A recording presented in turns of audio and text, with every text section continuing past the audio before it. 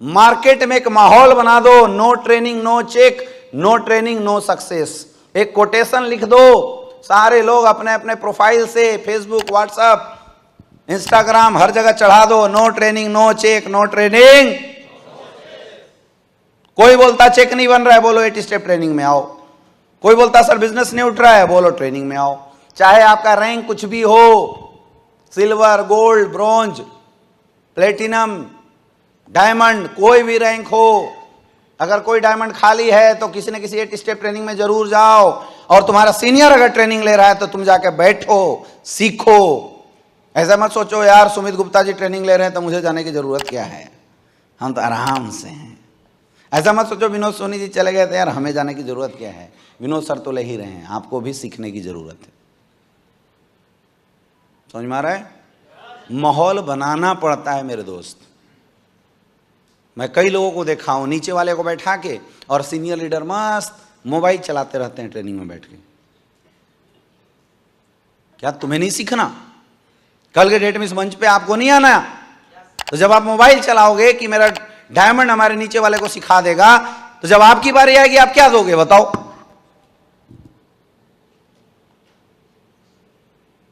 और ये सबसे बड़ी गलती मैंने देखा है, ऊपर वाले बैठ जाते हैं फ्रंट में और मोबाइल चलाते रहते हैं।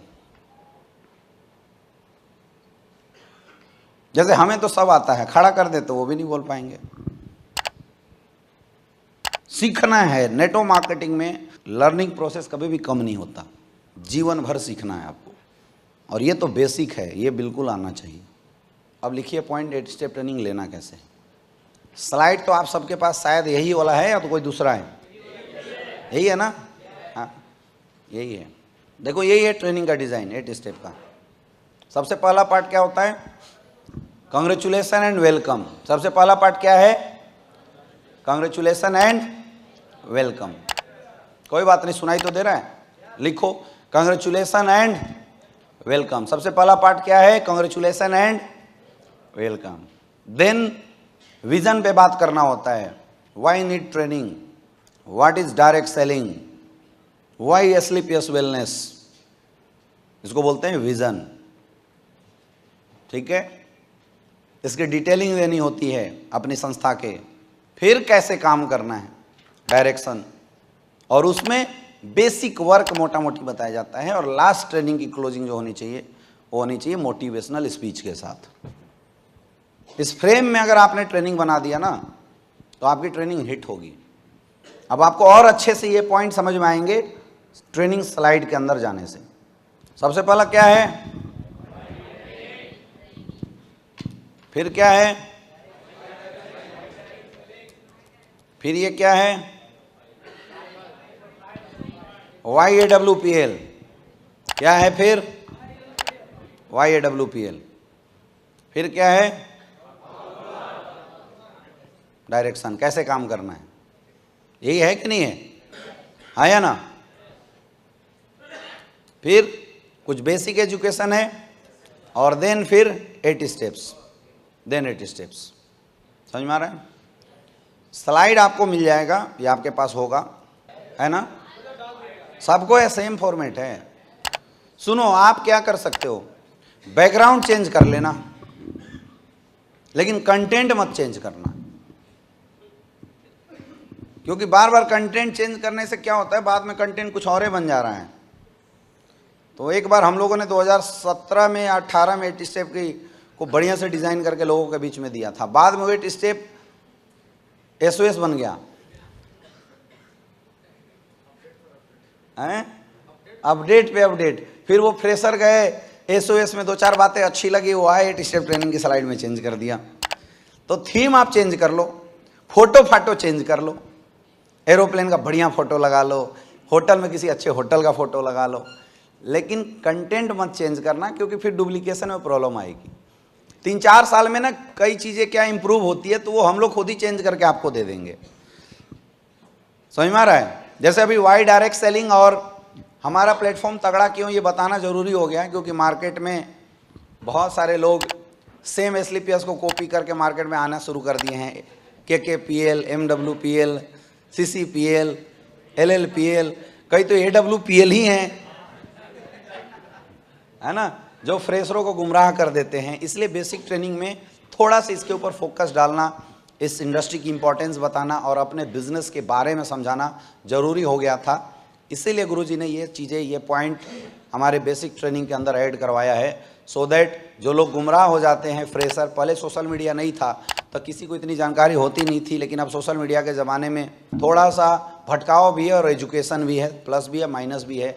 इसलिए थोड़ा सा 2 पार्ट गुरुजी संजीव सर ने हमें बताया कि ये 2 पार्ट हमें ऐड करने से जो हमारी बेसिक ट्रेनिंग हो बहुत अच्छी हो सकती है। इसलिए 2 एक्स्ट्रा पार्ट हम लोगों ने ऐड किया। तो इन केस कोई ऐसी अपग्रेडेशन होती है तो हमें ऊपर से खुद आदेश आ जाता है, इसमें हम भी अपनी बुद्धि नहीं लगाते हैं, ऊपर से खुद आदेश आ जाता है, हमें और आपको केवल फॉलो कर देना है बस, ठीक है। पूरी की पूरी ट्रेनिंग के जितने भी स्लाइड है मेरे दोस्त, वो स्लाइड 4 पार्ट में चलते हैं। उस स्लाइड के 4 कंटेंट होते हैं। सबसे पहला ब्रिजिंग, सबसे इंपॉर्टेंट क्या होता है, ब्रिज करना। 2 स्लाइड को आप जोड़ते कैसे हो, ऐसा नहीं होना चाहिए कि एक स्लाइड गया फिर आप स्लाइड देख रहे हैं तो बोल रहे हैं हाँ दोस्तों यहां लिखा हुआ है इनविटेशन, तो अब इनविटेशन में ये चीजें होना चाहिए। तो ये क्या है, अलग कर देता है, बोरिंग बना देता है ट्रेनिंग को। हमेशा 2 स्लाइड, यानी पीछे का जो स्लाइड था और आगे का जो स्लाइड है उसको ब्रिज करना आना चाहिए, रिकनेक्ट करने आपको आना चाहिए। सबसे पहला पॉइंट नोट डाउन कीजिए। सबसे पहले क्या सीखना है हमें, ब्रिज करना। ब्रिज करने के कुछ भी डायलॉग आप यूज कर सकते हैं, पहले ब्रिजिंग सीखना है, ब्रिज कैसे करें। दूसरा, जो भी पॉइंट पे आप बात कर रहे हैं उस पॉइंट को 3 पार्ट में तोड़ो, क्या, क्यों, कैसे। जिस भी पॉइंट पे आप बात कर रहे हैं उसको 3 पार्ट में तोड़िए, क्या, क्यों, कैसे। लिस्ट, क्या है लिस्ट, क्यों बनानी चाहिए लिस्ट, कैसे बनानी चाहिए लिस्ट। ड्रीम, क्या है ड्रीम, क्या जरूरत है, क्यों ड्रीम बनाने की जरूरत है, कैसे बनाना चाहिए, टेक्निक। प्लान, क्या है प्लान हमारे बिजनेस में, प्लान की जरूरत क्यों है, प्लान कैसे करना चाहिए। फॉलोअप, क्या है फॉलोअप, सबसे पहले क्या बोलेंगे, क्या है फॉलोअप, उसके बारे में बताएंगे थोड़ा सा, क्यों जरूरत है फॉलोअप की वो बताएंगे थोड़ा सा, और फॉलोअप कैसे करें ये समझा देंगे, परफेक्ट फॉलोअप हो जाएगा। बी ए टीम प्लेयर, क्या है टीम प्लेयर, क्यों जरूरत है टीम प्लेयर बनना, और एक अच्छा टीम प्लेयर कैसे बना जाए। जो भी पॉइंट आ रहा है, एटीट्यूड, क्या है एटीट्यूड, पूछो लोगों से, फिर अपने जो एक्सपीरियंस है वो बताओ। डायरेक्ट सेलिंग में एटीट्यूड की जरूरत क्यों है और कैसा एटीट्यूड रखा, बुद्धि में आ गया। अब बताओ ट्रेनिंग आसान है मुश्किल है, बोल सकते नहीं बोल सकते हैं?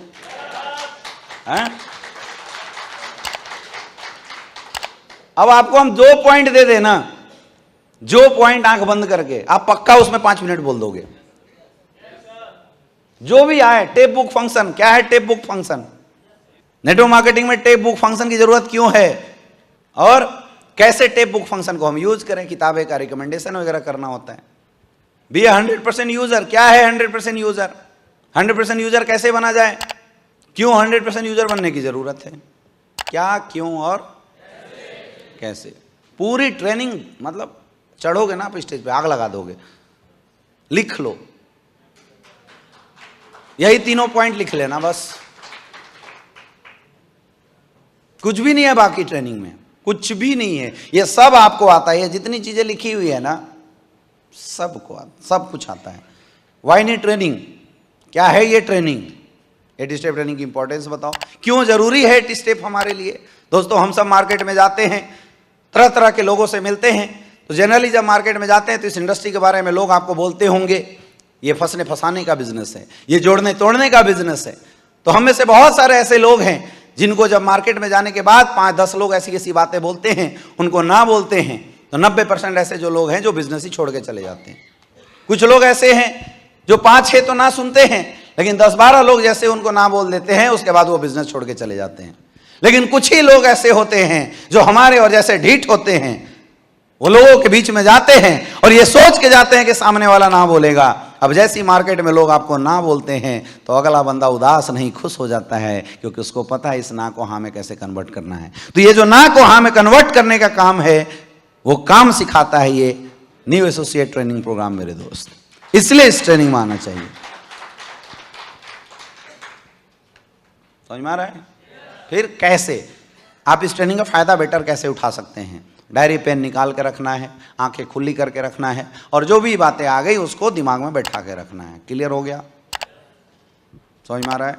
सेम डायरेक्ट सेलिंग, क्या, क्यों, कैसे। डायरेक्ट सेलिंग क्या है? एक बिजनेस मॉडल है। जैसे हम जैसे दुकानदारी देखते हैं, फ्रेंचाइजी देखते हैं, वैसे ये डायरेक्ट सेलिंग बिजनेस मॉडल है। ठीक है? फिर इसके बारे में कुछ डाटा है, आप चाहो तो इस डाटा को आप हटा भी सकते हो। अब डायरेक्ट सेलिंग की जरूरत क्यों है? तो मेरे दोस्त, आज दुनिया में पैसा कमाने के दो तरीके हैं, या तो हम नौकरी करते हैं या तो हम बिजनेस कर सकते हैं। नौकरी करने के लिए जॉब क्वालिफिकेशन चाहिए, टैलेंट की जरूरत है। बिना टैलेंट का नौकरी कहीं भी नहीं मिलता।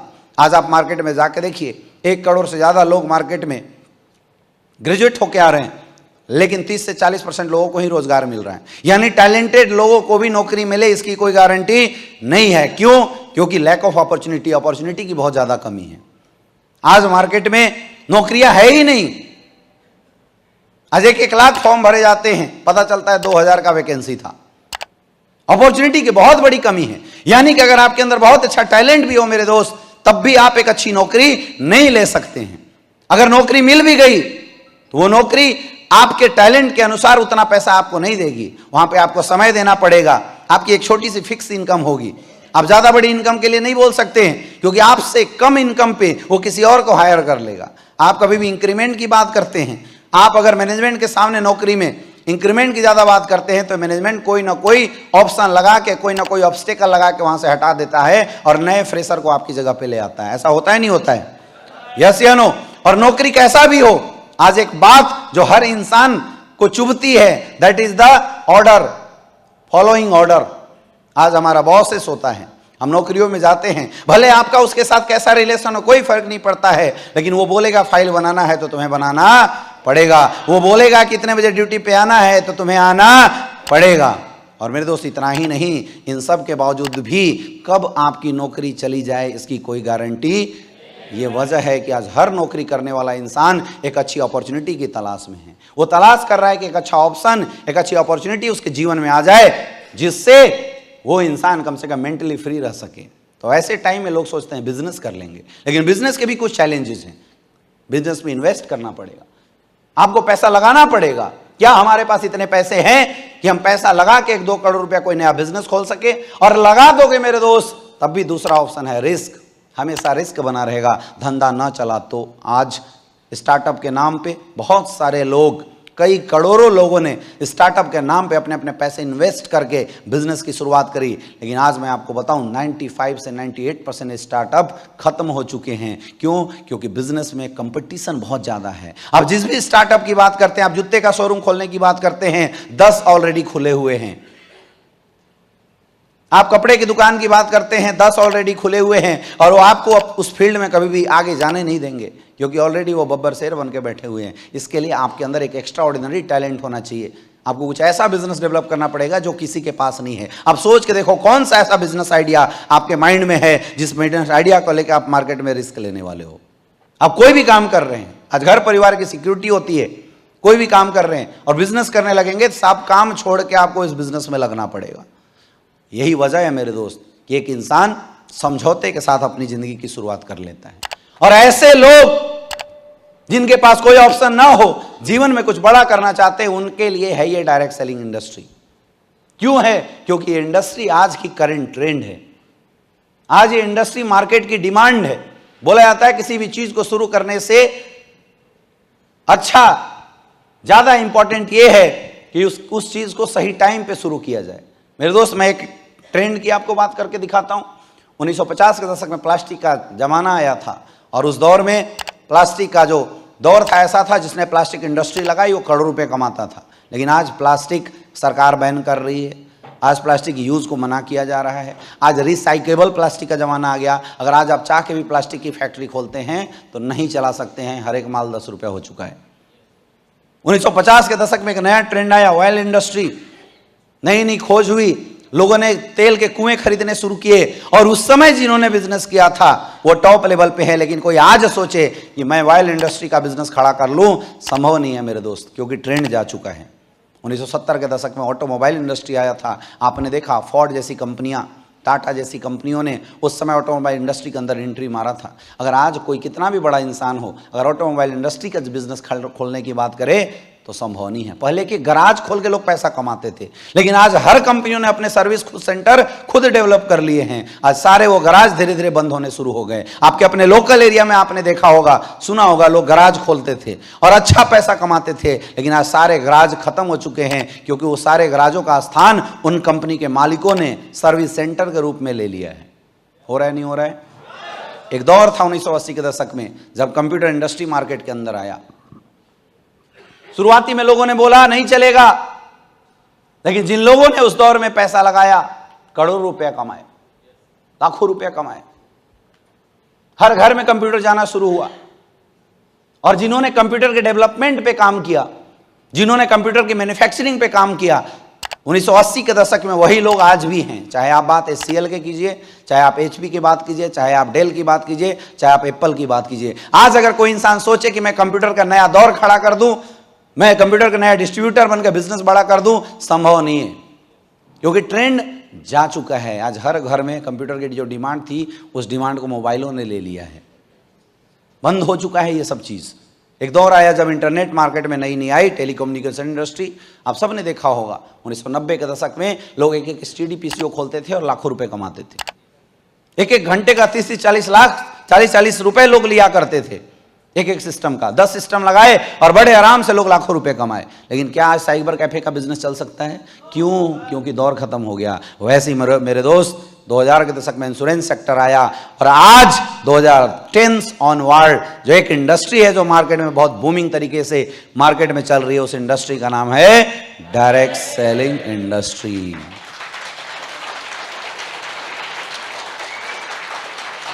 और खुशी की बात है, खुशी की बात है मेरे दोस्त, कि आप सबको उस इंडस्ट्री में काम करने का मौका मिला है। ये इंडस्ट्री बेहतरीन क्यों है? सबसे पहला, जीरो इन्वेस्टमेंट। यहां पे कोई इन्वेस्टमेंट नहीं है। आपने 16,000 रुपए दिए, आपको प्रोडक्ट मिल गया, या तो प्रोडक्ट खुद खाओगे या तो लोगों को यूज करवा दोगे। बताओ, कोई इन्वेस्टमेंट हुआ? नो।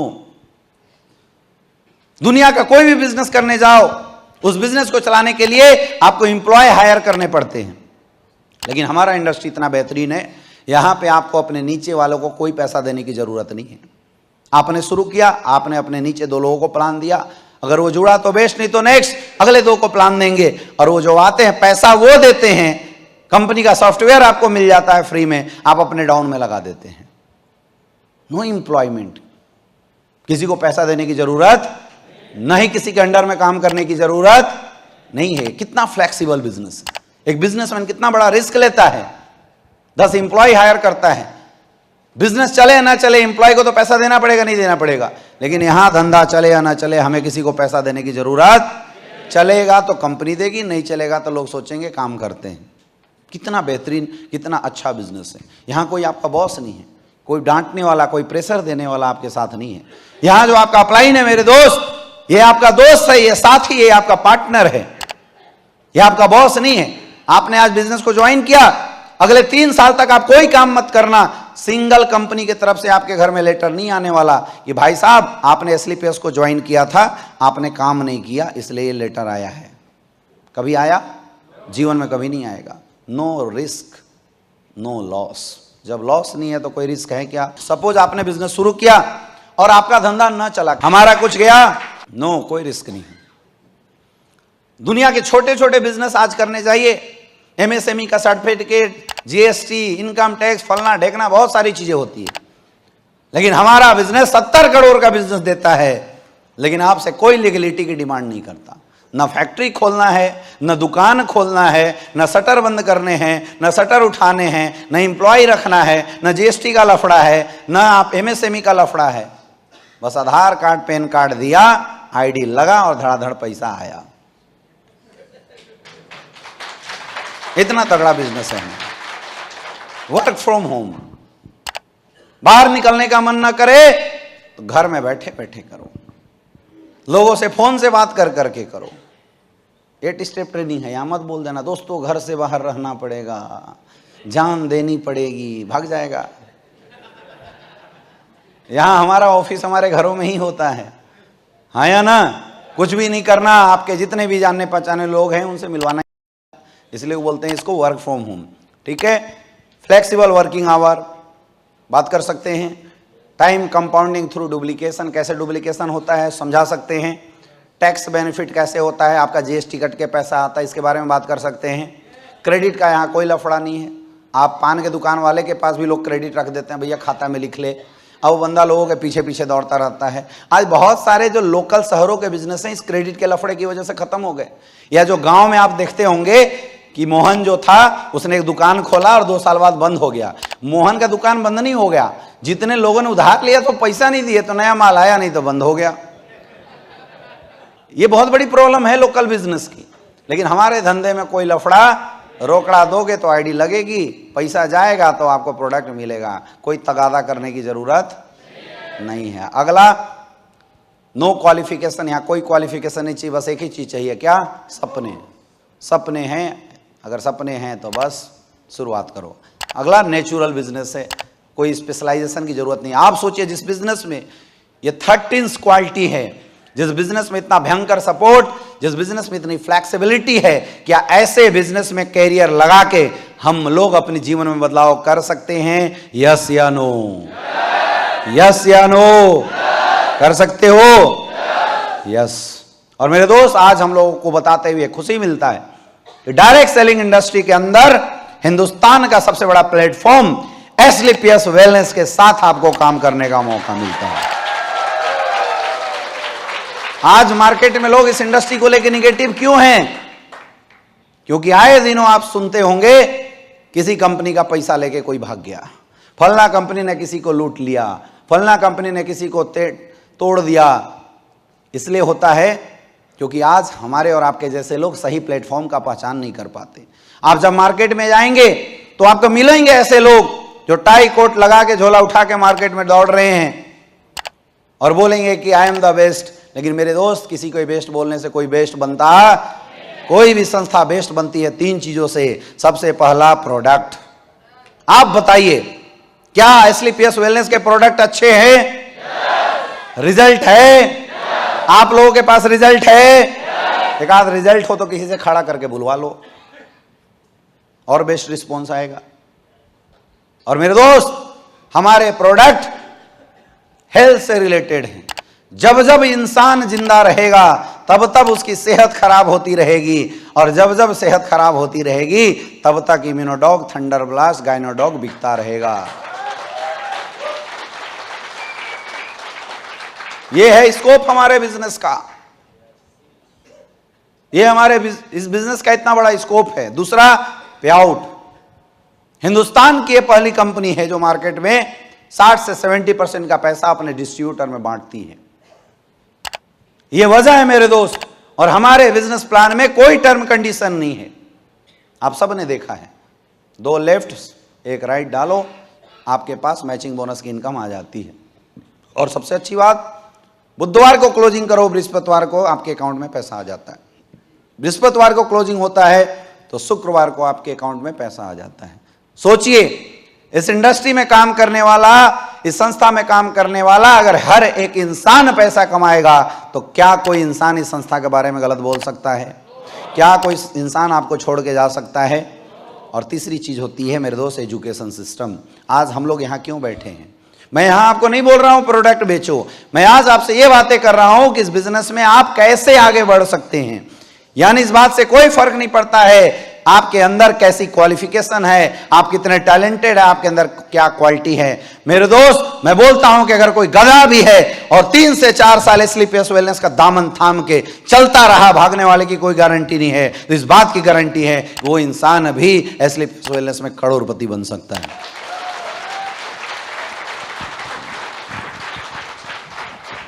बात कर सकते हैं। अब थोड़ा एसलीपीएस वेलनेस के बारे में डिटेल बता दो दोस्तों। ये आप हमारा हेड ऑफिस दे सकते हैं।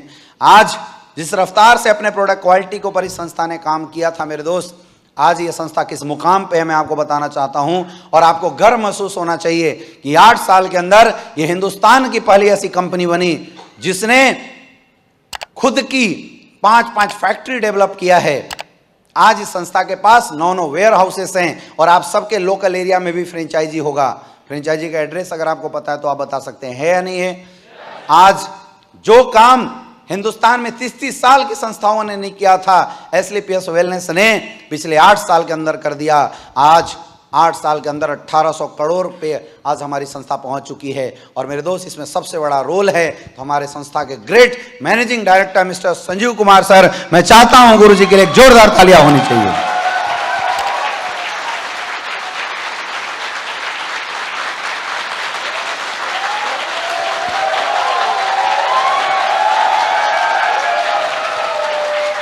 Thank you.